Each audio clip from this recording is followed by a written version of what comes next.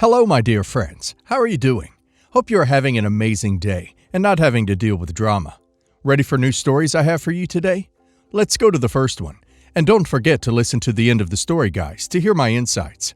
Enjoy the stories, and don't forget to like and subscribe. And of course, don't forget to leave a comment. I'm the oldest of two kids, and growing up, our family dynamic was defined by one thing. My younger sister, Emma, was the troublemaker. Where I was the rule follower who brought home good grades and generally avoided conflict, Emma was the opposite. She was the kind of child who thrived on chaos. If there was a rule to break, she'd break it. If there was attention to be stolen, she'd take it. My parents tried their best to manage her, but Emma wasn't just mischievous, she was volatile. As we got older, her jealousy toward me became more obvious. If I got praised for doing well in school, she'd throw a fit about how no one appreciated her. If I saved up my allowance to buy something nice, she'd sulk and demand my parents buy her something equal or better. It wasn't about fairness, it was about winning. By the time we hit our teens, Emma's rebellious streak had turned into full-blown defiance. She skipped school, got into fights, and constantly pushed my parents to their breaking point. They tried everything, grounding her, therapy, even sending her to a strict summer camp one year. Nothing seemed to work. For Emma, rules were just suggestions, and responsibility was someone else's problem. When I turned 18, my grandparents gifted me a car for my birthday. It wasn't anything flashy, a second-hand sedan that had been meticulously maintained. But to me, it was perfect. I'd worked hard in school, saved up for gas and insurance, and couldn't wait to have the independence that came with owning a car. Emma, on the other hand, was livid. She was 15 at the time and couldn't stand that I had something she didn't. "It's not fair," she whined at dinner the night I got the car. "Why does she get a car and I don't?" My parents explained, as calmly as they could, that the car was a gift from our grandparents and that I'd earned it through years of hard work and responsibility. Emma wasn't having it. She sulked for days, slamming doors and making snide comments about how I didn't deserve it. Her obsession with the car only grew. She begged to drive it, even though she didn't have a license. When I refused, she'd roll her eyes and call me selfish. My parents backed me up, telling her she wasn't allowed anywhere near the car. But Emma never listened to rules for long. It happened late one night. I woke up to the sound of the car engine revving outside. At first, I thought I was dreaming, but when I looked out the window, my heart dropped. Emma was behind the wheel of my car, grinning like she just pulled off the heist of the century. I ran downstairs, shouting for my parents, but by the time I got outside, she was gone. What followed was one of the longest nights of my life. My parents called the police to report the car stolen, and we all sat by the phone, sick with worry. About an hour later, we got the call. Emma had crashed the car into a telephone pole less than a mile from our house. Thankfully, she wasn't seriously hurt, but the car was totaled. I remember standing in the driveway as the tow truck brought the wreckage back, feeling a mix of anger, heartbreak, and disbelief. Emma, for her part, showed zero remorse. "It's just a car," she said when my parents confronted her. "She can get another one." Her casual dismissal of the damage, both to the car and to my trust, was infuriating. My grandparents were devastated. My parents were at their wits' end, and I was left wondering how someone could be so selfish. After weeks of arguing and deliberation, my parents made a decision. They would use Emma's college fund to buy me a new car. To be clear, this wasn't a massive trust fund or anything. My parents had been setting aside money for Emma since she was a kid, same as for me, but they'd always been skeptical about whether she'd actually go to college. She'd spent years saying she wasn't the college type and had no interest in academics or a future beyond the next impulsive decision. My parents figured it was better to use the money to replace the car Emma had destroyed, a tangible way to make things right. When they told Emma, she exploded. She called my parents unfair, accused them of playing favorites, and even blaming me for stealing her future. But my parents stood their ground. "You made this choice," my dad told her. "This is the consequence." For years, the car incident faded into the background.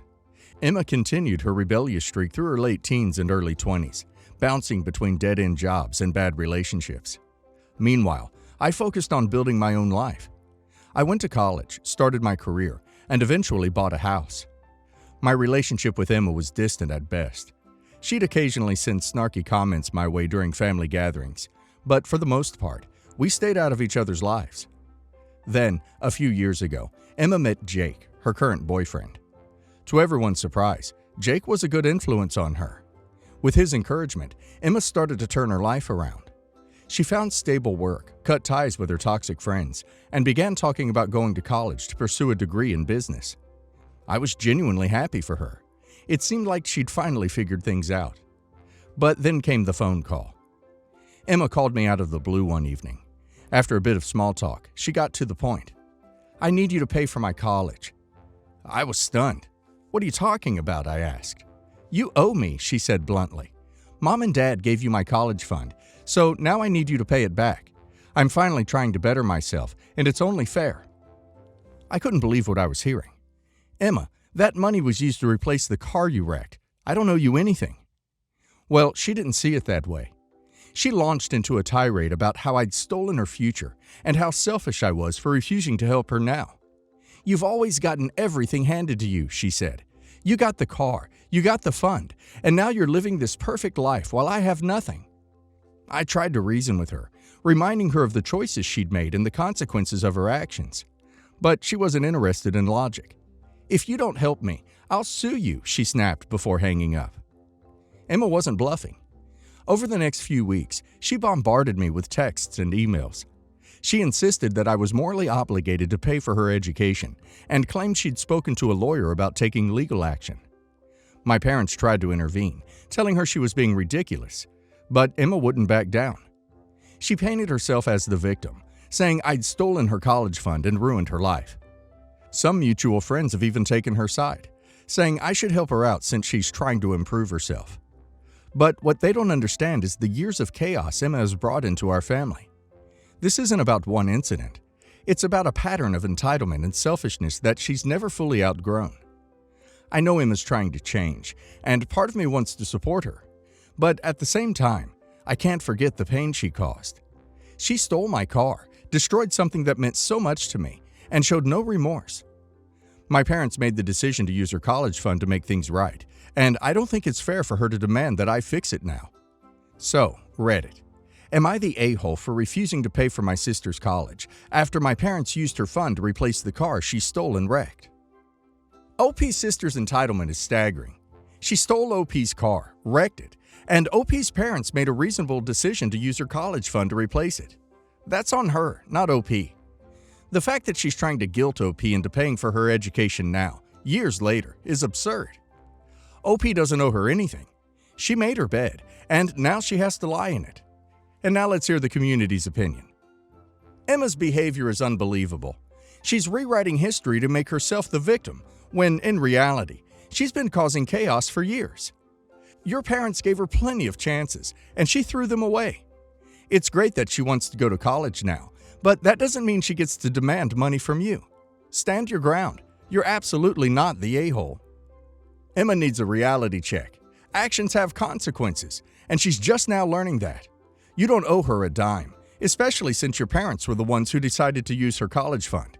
She's targeting you because it's easier than taking responsibility for her actions. Don't let her manipulate you. Not the a-hole. Not the a-hole. It sounds like you've spent your whole life dealing with Emma's jealousy and bad decisions.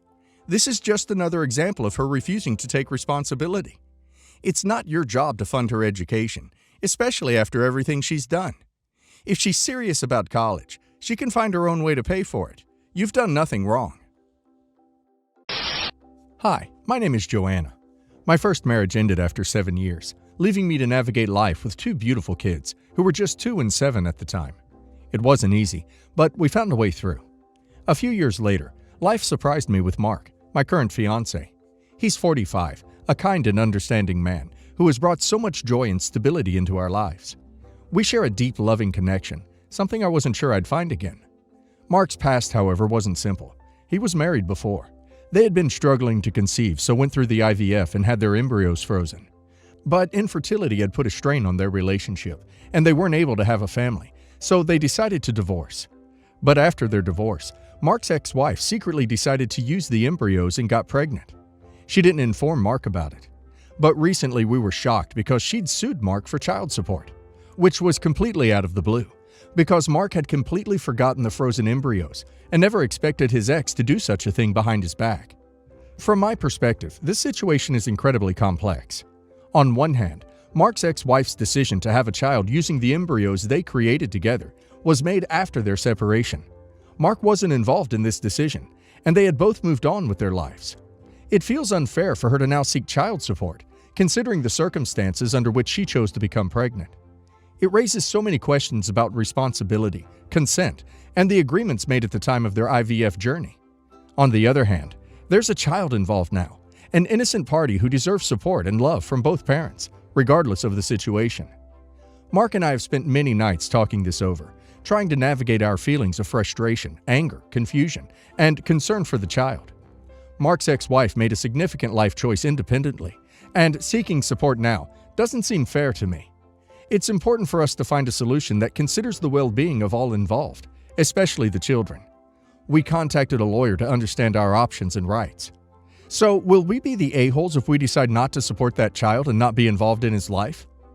Usually when you do IVF, you have to sign documents detailing what to do with embryos in situations like divorce, death, etc. But I guess every clinic is different. Also, they should have sorted the embryo question during divorce. But if they haven't, here they have this situation now. Well, I understand why OP is conflicted because yes, from one side, he didn't know she's gonna do that, and she did it behind his back. But from the other perspective, it's his child. So I'm sure OP will be in the kid's life when the child is born, and gonna pay that child support. And now let's hear the community's opinion. FNE5 says, I don't think the mom has fully realized the consequences of going after OP's husband for child support payments. I doubt the mom wants her husband to lose important parental rights, or for OP's husband to get custody, which both are possible if she continues to pursue this. Paper Conservation 101 says, Isn't an actress from Modern Family having this issue? She wants to destroy her embryos, but her ex-husband wants to keep them for his new wife or something. PETA the Great says, It's funny that so many people think this is fake and OP made it up. My first reaction was that OP's husband had a baby the old-fashioned way and made up the story. Update. The lawsuit eventually happened, with the court ruling that Mark should contribute child support. It wasn't the easiest outcome to accept, given the circumstances, but it did bring a sort of closure. We could finally look ahead instead of being stuck in limbo. Going through this whole legal tangle really put our relationship to the test. It was tough, but it also made our bond stronger. We learned a lot about leaning on each other when things get rough. Mark's relationship with his ex took a hit, no surprise there. The lawsuit added a lot of tension, and they've been working through that, trying to figure out how to co-parent this new little life. This whole situation has been a mix of emotions, but we're trying to work on it and accept the fact that Mark's going to be a father. So to those curious about where we stand now, we're moving forward, taking things one step at a time. We're okay, finding our path through this unexpected chapter and doing it as a team. It's been a hell of a journey and an emotional roller coaster. This is a weird title, but here's what actually happened. My ex and I broke up 5 years ago after a year-long relationship. He broke up with me, and I took it very hard back then. I can't say I did anything crazy, aside from a few weeks after the breakup getting really drunk on a night out and sending him some embarrassing texts. It was the worst heartbreak I've ever had, and it didn't help that he kept messaging me to be friends, even though I tried to set boundaries and say I need space to heal. Anyways, that's all in the past. I can confidently say that I have indeed healed from that and am over him. He recently got married to a girl he started dating like 2 months after we broke up. Honestly, I'm happy for him. Good for them. Me, on the other hand, I've dated since then, but haven't been able to find anyone worth marrying. I haven't had another serious relationship since him.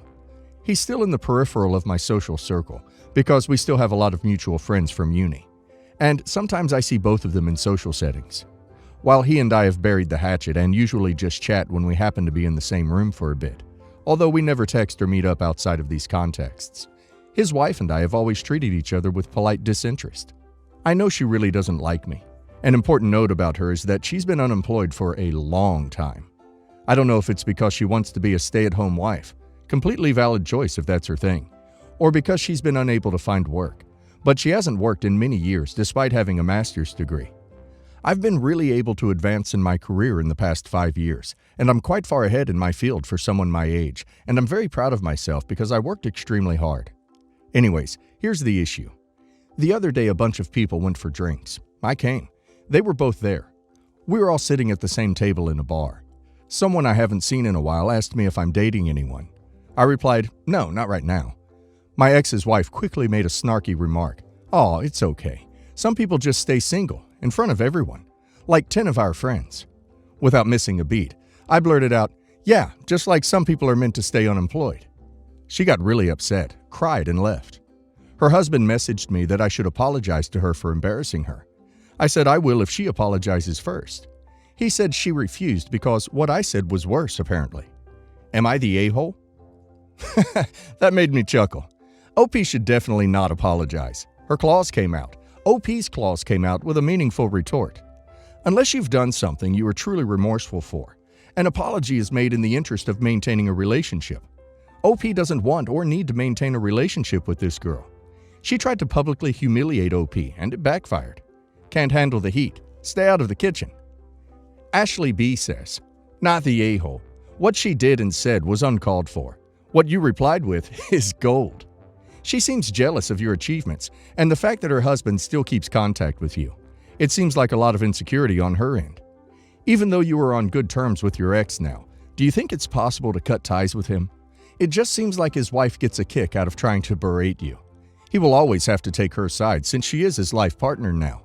I just feel like it's going to cause a weird drift in your social circle if she keeps getting included. And she will, because she is his wife. Judging a-hole says, not the a-hole. Don't insult or comment on something unless you're prepared for something to be said back to you. She clearly wanted to dish it out, but not take it. And that's not how most of the world works. What's the worst that's going to happen? They aren't going to talk to you when you are in the same social circle? My guess is that you could care less if they do or don't. Forward Squirrel 8879 says, everyone sucks here. But seriously, you dated this guy for a year and broke up more than 5 years ago. You need to stop letting him and his wife take up so much space in your head. 3 years ago, I, 48 male, found out my wife, 46 female, was having an affair. She met a guy at work and came home one day telling me she was in love with him, no longer loved me and wanted a divorce. This was a guy she'd only known for 3 months at the time. She and I had been together since we were in our 20s. We have 3 kids, 28 male, 26 male, and 23 female. Well, I tried to fight for my marriage and didn't want a divorce, but she simply would not stop seeing this guy. After one weekend where she disappeared from Friday afternoon to Sunday night, I ended up throwing her out of the house. She immediately moved in with this guy. The only excuse she ever gave me was, I never wanted to hurt you, but there's just something about this guy, and I deserve to be happy. That was it. That was the depth of her reasoning for throwing everything we built together away. We ended up finalizing our divorce in early 2022. Although I had very hard feelings towards her, I faked it enough to get pretty favorable divorce terms from her. It seemed she was so eager to be with her dream man that she didn't have time for a long divorce. So in the end, I got to keep my pension and the house, which I had bought for my grandmother. I did have to give her half of my 401k, however. The effect on our kids was pretty devastating. All 3 of them took it very hard. My oldest son told her that if she chose this man, he'd never have a relationship with her again. As of right now, neither of our sons has a relationship with their mother. Our daughter does talk to her from time to time, but their relationship is very strained to say the least. My daughter is a very kind person, and she tries, but she usually ends her conversations with her mother even more upset than when they started. About 4 months after the divorce, my ex contacted me out of the blue. She told me she had made a terrible mistake and asked if she could come home. Her dream man turned out to be an alcoholic who she says is verbally aggressive and wasted all of her money. I used this opportunity to tell her exactly what I thought of her as a person, a wife, and a mother. I told her this was her life now and to deal with it. I told her she no longer had a home at this house and to never contact me again. Then a few things happened over the last year that have driven her to start trying to contact me again. First off, I met someone. My sister introduced me to a friend of hers who is also divorced, and she and I hit it off. We've been seeing each other ever since last summer, and while we've agreed that neither of us wants to get married again, we are together. Once my ex heard about this, she once again tried to contact me, but I ignored her. My son also got married and didn't invite his mother. She again contacted me to try to get me to intervene on her behalf. I told her I would talk to him, but I never did. Secretly, I feel like she deserves all the pain she's feeling when it comes to our kids. She destroyed our family without so much as an afterthought. Too bad, so sad. Now, she recently told our daughter that she finally broke it off with the dream man because she could not take his drinking and total lack of responsibility. He wasted her half of the 401k that I had to give her. He also totaled her car driving drunk. This from a man in his 40s. Again, she knew this guy for 3 months and torpedoed our whole family for him. On the face of it, I act like I feel sorry for her. But inside, I really delight in the fact that she's so unhappy. Call me evil or whatever, I don't care. She brought this on herself, and it serves her right. I actually had to sit there one Saturday night while she got ready for a date with this guy and laughed on the phone with her friend about how awkward our living situation was. I lived in hell for over a year because of her. Wait until she finds out our son and his wife are going to have a baby later this year. Maybe if she had been able to keep her legs closed, she'd get to meet her grandchild. Enjoy your crappy one-bedroom apartment and your broken-down used car. Me and my new partner will think of you when we're on vacation in Hawaii this summer. Hawaii was the trip my ex and I always planned to take when our daughter finished college. Maybe I'll send her pictures. Well, what can I say? The best revenge is living well. OP's ex didn't make a mistake. She consciously made a choice. What she meant was that she regrets her choice didn't play out the way she wanted it to. OP should be happy he is able to live and love again. Gentle Composure says, unless you've been there, it is impossible to understand the mind screw that is an exit affair. Seeing the natural consequences come to fruition must be something. I hope Hawaii is amazing. Aragon's Castle says, my dad cheated on my mom when I was just around 1 year old and my brother was around 4. He was having an affair with a 17-year-old and was very aggressive towards my mom. Told her she will be nothing and have nothing. Joke's on him. My mom and stepdad have been together for 18 years, live in a humongous 3-story house with huge gardens, are always on vacation, make a lot of money, and have a great life altogether. I don't wish suffering upon my dad, but his life is just miserable. My half-brother despises him and has no contact with him. He still lives in the same tiny apartment, has a crappy or no job, and is also fighting a ton with his wife. Karma is very real. A Rose says, she didn't make a mistake. She knew the consequences of her actions, yet continued on and had the audacity to take half of your 401k. She made her bed, now she can lie in it. I don't think you're cruel at all. Block her and continue on with your life. Your children are all adults. You don't have to co-parent or communicate with each other anymore. Don't let her ruin any more of your life. This happened 6 months ago, and I only chose to talk now because I don't see improvement in sight and I'm hopeless. We were at a party. My friend is single and we started talking about love and relationships. My wife and I have been happily married for 7 years. We have 3 beautiful children. She's the love of my life. When I was talking to my friend, I felt like we were on different levels of thinking. His complaints are mostly superficial about how the people he dated looked. I was a bit drunk at that point and said something like, "You don't fall in love with looks. Look at me and my wife. I love her more than anything compared to my ex, who was just looks." Everyone went silent, and my damage control was worse, so I ended up shutting the hell up. I couldn't get my point across, but I even thought that maybe these thoughts have been in my head, but only came out when I was drunk. My wife was shocked. First week, she was so angry and wanted to understand what I meant, and nothing I said was good enough. I was drunk. I love her. I think she's the most beautiful woman. She thought being drunk made me say my true feelings. Then one morning, she just said, "You know, I've never felt as ugly as I have this past week. I've always thought I am beautiful." She didn't cry this time, but she hasn't been happy since. I started crying and apologizing, but she was just like emotionless. It was the last time she looked at me too. She is taciturn and distant, but only with me. She's lost 20 pounds and she works out 6 to 7 days a week.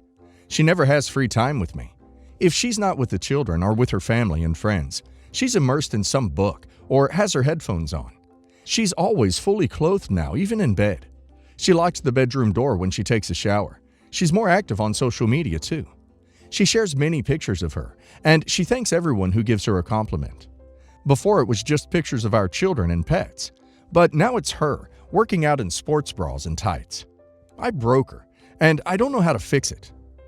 Spicy116 says, "At the moment, she may not want to break the family up for the kids, but I'm pretty sure she has already checked out of this marriage." Serendipity Lurking says, What you said was your ex is hotter, and your wife has personality. Since you're not saying what your damage control was, it must have been awful if you're not willing to share it under the anonymity of Reddit. Subconscious or not, you had the thought of, my ex was hotter, and that can break a person. I don't think you can fix it, because I'm assuming that is what you actually think. No one is saying you don't love your wife, but physical attraction is important in a partnership, and you basically said that physically, you were more attracted to your ex. How you say things, when you say things, who you say them to, it's all important. Edit. Saying that your buddy should get a 6 like you and be happy is not damage control. Icy Organization 338 says, you don't ruin a marriage with one sentence. This is straw that broke the camel's back stuff. Yes, this would have been incredibly hurtful and embarrassing for her, but in a happy and healthy relationship, you would have been able to apologize, grovel, explain yourself better, and fix it. Stuff was bad, and this was her final straw. That's why you broke her.